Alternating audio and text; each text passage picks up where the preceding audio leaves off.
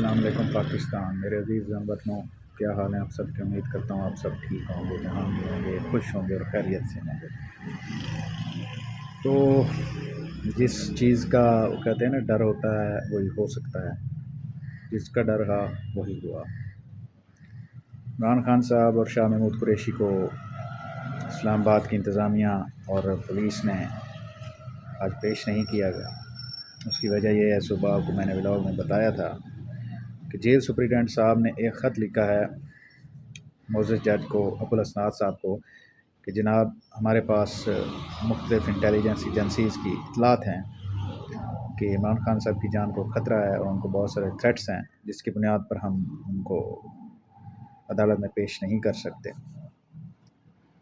जिस पर जज साहब ने बड़ी बरहमी का इजहार किया और कुछ समाअत की गई अदालत में, जिसमें पीटीआई के वकला भी शामिल हुए। उन्होंने भी दलाइल दिए और सरकारी प्रोसिक्यूटर ने भी दलाइल दिए, जिस पर जज अब्दुल असनाद साहब ने कहा कि जनाब मैं एक ऐसा फ़ैसला दूंगा जो कि मुनासिब होगा और वो आपको हर सूरत मानना होगा। सरकारी प्रोसिक्यूटर साहब को उन्होंने कहा, और उन्होंने ये भी कहा उसके बरक्स चाहे आप जितने मर्ज़ी नोटिस जारी कर दें, लेकिन वो चीज़ आपको माननी पड़ेगी। तो समाअत के दौरान इमरान खान साहब के वकील ने कहा कि मोहतरम जज साहब, समाअत जेल में हो नहीं सकती क्योंकि वहाँ पे फ़ैसला आ चुका है और जुडिशल कम्प्लेक्स में पुलिस पेश नहीं करती। तो फिर एक काम ऐसा किया जाए कि साइफ़र केस की समाअत गैर महीना मुद्दत के लिए मुलतवी कर दें और मेरे मुवक्किल इमरान खान साहब को और वाइस प्रेसिडेंट जनाब शाह महमूद कुरैशी साहब को ज़मानत दे दी जाए, क्योंकि साइफ़र केस का ट्रायल तो हो नहीं सकता और समझ में ये भी नहीं आ रहा कि होना कहाँ है।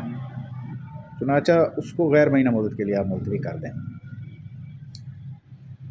तो जिस पर जज साहब ने कहा कि जनाब हम आज एक बड़ा माकूल आर्डर जारी करेंगे।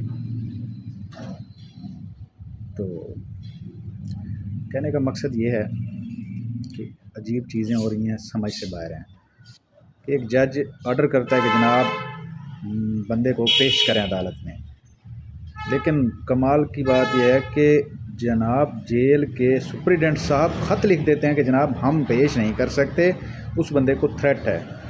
तो भाई थ्रेट्स हैं तो मुझे ये बताएं, जब अदालत ने कहा है तो आपका काम है कि आपने उस बंदे को सिक्योरिटी प्रोवाइड करनी है और फुल प्रूफ सिक्योरिटी में उसको पेश करना है, आपका काम है।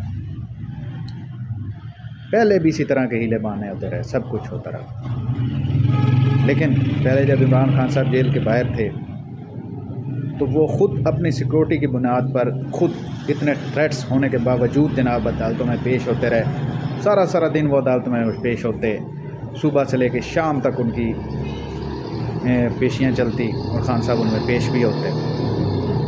लेकिन कमाल की बात यह है कि पुलिस, FIA, FC, रेंजर्स, इतने इदारे हों और वो ये कहें कि जनाब इमरान खान साहब की जान को ख़तरा है और हम उनको अदालत में पेश नहीं कर सकते। कमाल की वैसे सिक्योरिटी है हमारी भाई। आप एक बंदे को अदालत में फुल प्रूफ सिक्योरिटी में भी नहीं ले आ सकते। तो मुझे ये बताएं, तो आम आदमी क्या फिर तवक्को करेगा आपसे अपनी हिफाजत के लिए।